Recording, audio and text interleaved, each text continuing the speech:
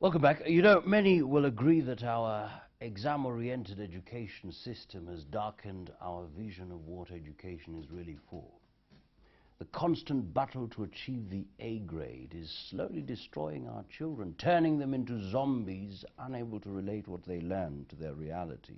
At the same time, it has been a struggle between teachers and students, teachers and parents, teachers and their employers, including their unions. So far, the blame game has been exhausted. It's now time to find tangible solutions to the ailing education system.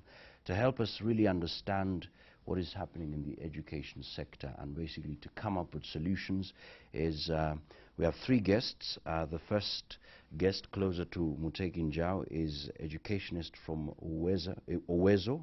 That's Dr. John Mugo. Welcome to the Power Breakfast Show. We also have Director Teacher Management with the TSC, Teacher Service Commission, Nancy Masharia. Thank you. Welcome to the Power Breakfast Show. And of course we have Wajir South Member of Parliament, Honorable Abdullahi Muhammed-MP. Thank you so much indeed for coming. Let's start with you, Honorable Diriye. Wajir South Member of Parliament, when it comes to exams, it has been lagging behind. And you have raised these concerns. In fact, you even wrote a letter to the TSC. Perhaps you could tell us how far that problem has been handled, or what is being done. Thank you very much.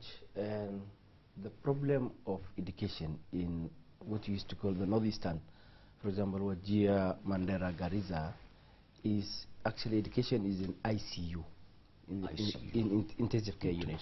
And it's very unfortunate that year after year, you are sure Wajir, Garissa, Mandera counties are remaining at the bottom, 46, 47. Last KCP just results was out in these some few weeks ago. We could see that those counties are tailing, and it's every other year. KCSE results might be announced very soon, maybe at the end of February, and then I can tell you with certainty that the trend will be the same. So we're wondering, and are there people not responsible for this? Is not there accountability when we have the Ministry of Education fully fledged and when we have the Teacher Service Commission in charge of TSC?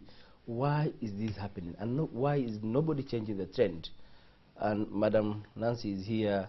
They are in charge of this. They are accountable to Kenyans. Northeastern people are taxpayers, and nobody is doing something about it.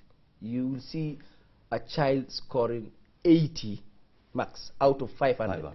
Whereas in the rest of Kenya, 80, somebody scores 80 in one subject. So the problem is very, very bad. It is very critical. Actually, it's saying that the president actually should declare a national disaster. It's actually a national disaster because you can imagine, for example, in 2012, I just analyzed secondary schools in my area. 83.5% of the students got D's, D minus, D plus, and D, in the bracket of D. 83.5%. You can imagine the problem is such an extent. Absolutely. And just to finish, and one of the main problems which we found out in my area is lack of teachers. You'll find schools that have up to standard 8, they have only 4 teachers. The schools have up to standard 7, there's only 1 teacher. This is in my place. I know just the other day when I went there, I found a school in the border called Guerrilla Primary School. It's up to standard 7, and they have only 1 TSC teacher.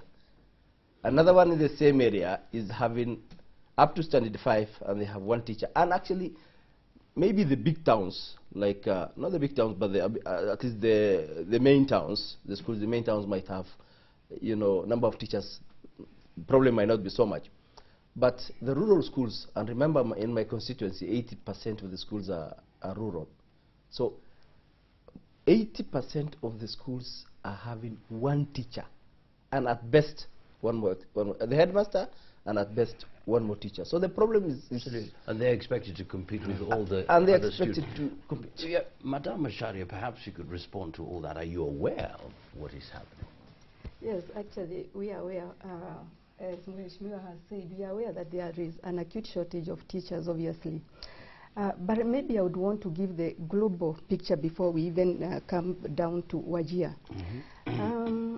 You will have read that we have a shortage of over 72,000 teachers in the whole of this country. And this is after we employed the 10,000 additional teachers. And when you put that into perspective, you will realize we are talking about primary schools, secondary schools, and tertiary colleges, because we staff all the public schools with the exception of universities.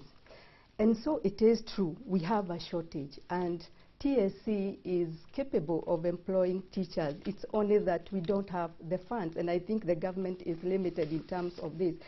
TSC, for example, had come up with the medium-term plan for 5 years, 2013, I think, to 2017, where we had said that if we are allowed to employ 20,000 teachers for the next 5 years, then we would alleviate this problem. But of course, we were only given money to employ 10,000 teachers. So the shortage is there. But it's not only limited to Wajir. I was looking at the figures. Of course, there is an acute shortage, I agree.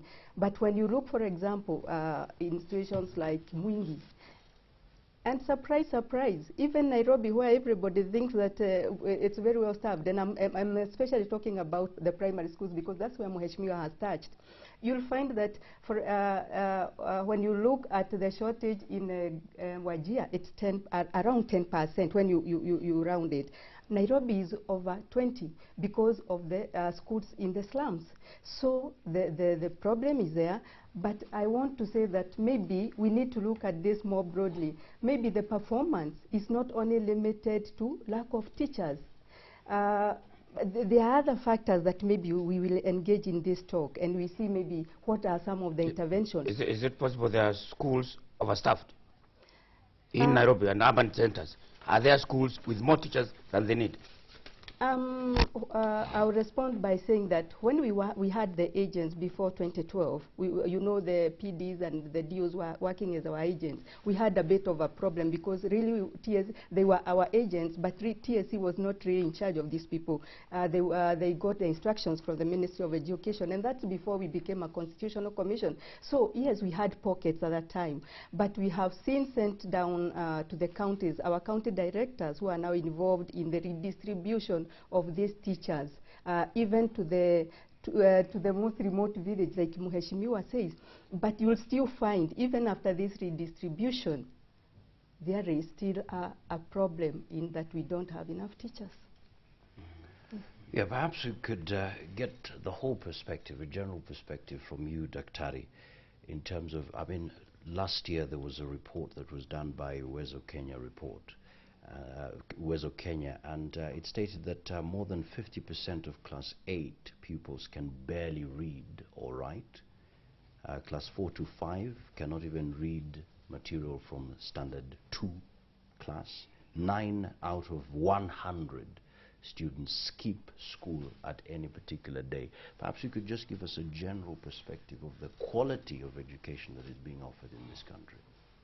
Thank you, yeah, and especially referring to what Mheshimiwa raised at the beginning, what we know from evidence that exists is that the performance of KCPE is predictable from even as early as grade 2 and grade 3, because these problems occur much earlier, and KCPE is just something, you can say that it arrests the problem too late, because those students that get D's and E's, nothing can be done after spending a whole 12 years of schooling. So the evidence that we have, and if you look at Wajir County in general and compare with the rest of Kenya, you will find that actually the performance of children at lower grade level, they are lagging behind the rest of the country. And so it means that even the utilization of teachers, the 2 teachers or 3 teachers that are available, is still not optimal. So what needs to be done, first of all, is to focus on what we can call upstream.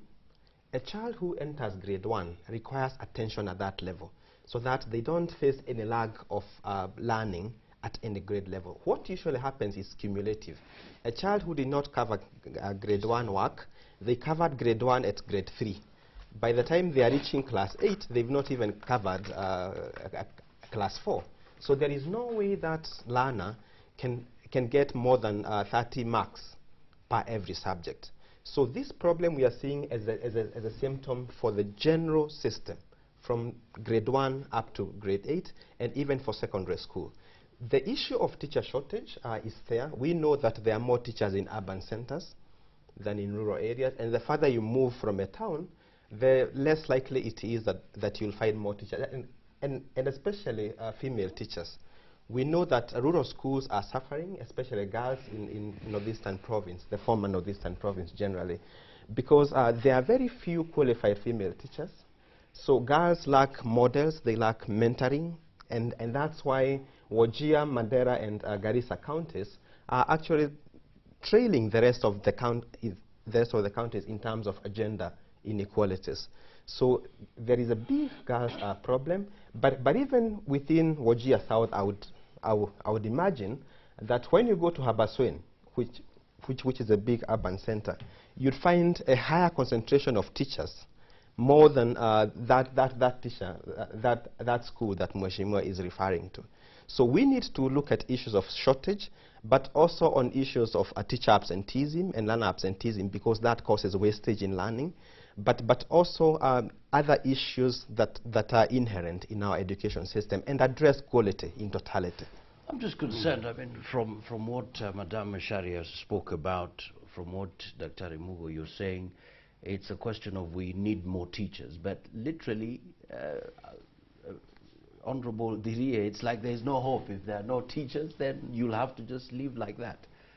Find your own ways. I mean, what is your perspective? I mean, they're talking about teachers shortage. Yeah, I think the teacher shortage is, as the madam said, is good that